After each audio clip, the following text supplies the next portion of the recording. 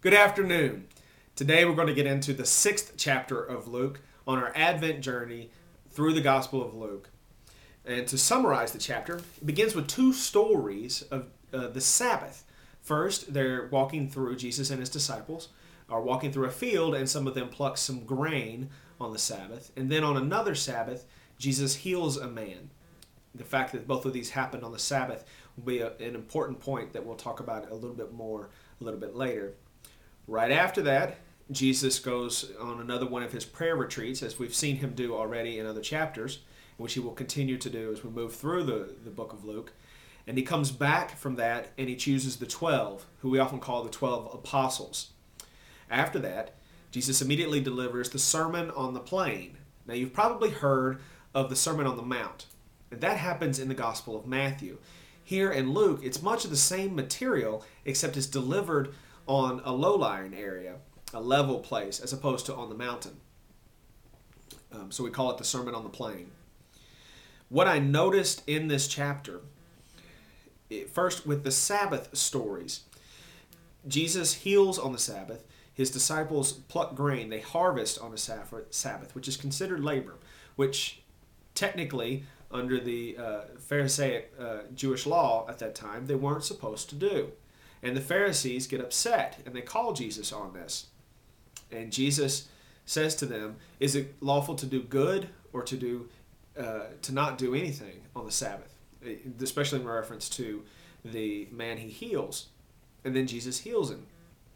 And I think the point he's trying to highlight is the law of God, the Levitical code, what the Pharisees were promoting the people to follow very strictly, was given in order to enable life, to produce situations where life could occur.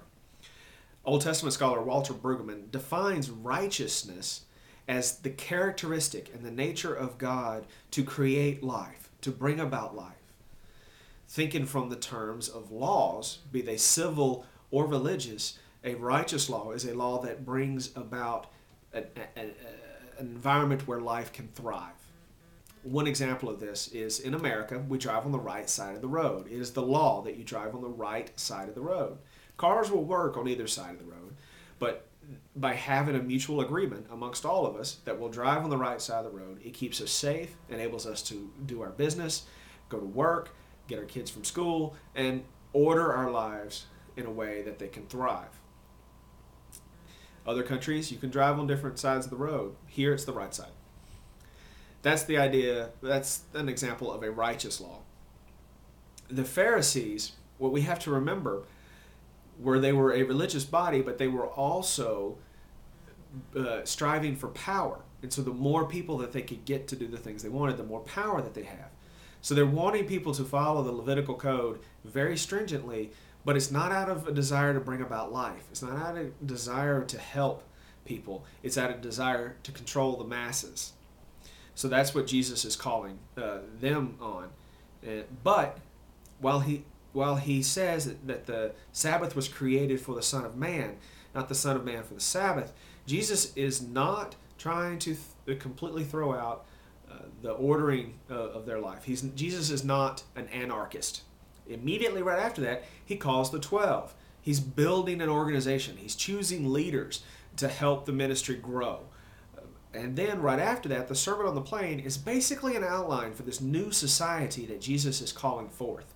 It's one based on how we treat each other.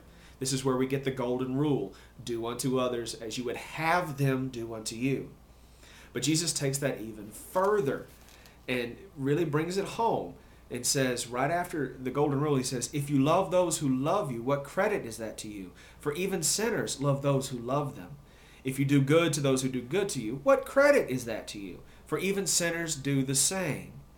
If you lend to those from whom you hope to receive, what credit is that to you? Even sinners lend to sinners to receive as much again. But love your enemies, do good and lend, expecting nothing in return.